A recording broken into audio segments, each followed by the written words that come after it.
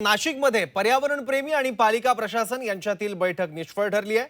पालिका प्रशासनाकडून झाडांच्या बाबत कोणतीही योग्य माहिती मिळाली नसल्याचा पर्यावरणप्रेमींनी आरोप केला आहे। एक्झिबिशन सेंटरसाठी झाडं तोडणार नसल्याचा मनपा आयुक्तांकडून खुलासा करण्यात आलाय। मात्र त्याबाबतचा GR काढण्याची पर्यावरणप्रेमींनी मागणी केली आहे। त्यामुळे बैठक निष्फळ झाल्यानं आंदोलन सुरूच राहणार असल्याच्या मार्गावर सध्या दिसून येत आहे। GR काढण्याची मागणी आंदोलकांनी नाशिककरांनी केलेली आहे। पण ठराविक लोक आहेत ज्यांचं समाधान नाही होऊ शकत तर त्याच्याबाबत तर मी नाही काही जास्त बोलू शकत, परंतु ओव्हरऑल मुद्दा जे एक आपला होता की साधुग्राम तिथे करायचे की नाही करायचे की काय, तर आम्ही तर सांगितलं आमच्याकडे पर्याय नाही। त्याच्यापैकी काही लोक म्हणाले की हो तुम्ही बरोबर म्हणताय की पर्याय नाही, हाच पर्याय आहे।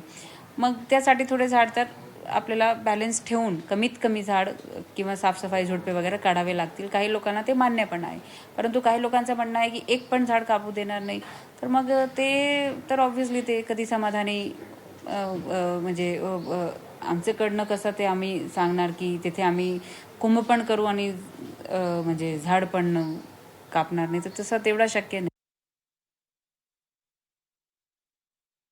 आणि याचबद्दल बोलण्यासाठी आपले प्रतिनिधी योगेश खरे आपल्या सोबत आहेत। योगेशजी, नेमकं काय झालं या बैठकीमध्ये?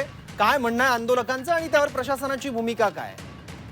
आंदोलकांची भूमिका स्पष्ट अशी आहे की वृक्षतोड कुठल्याही परिस्थितीत व्हायला नको। जी काही सगळी झाडं आहेत ती झाडे जशी तशी वाचवली जावीत।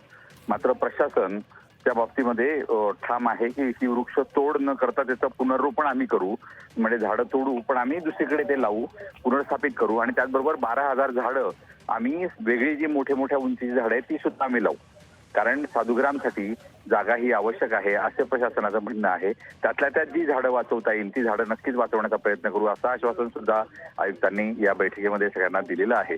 मात्र पर्यावरणप्रेमी ठाम असल्यामुळे या बैठकीमध्ये कुठलाही ठोस असा निर्णय होऊ शकला नाही। एकूणच बैठक निष्फळ झाली असं म्हणायला हरकत नाही। ठीक आहे, धन्यवाद योगेश या माहितीबद्दल।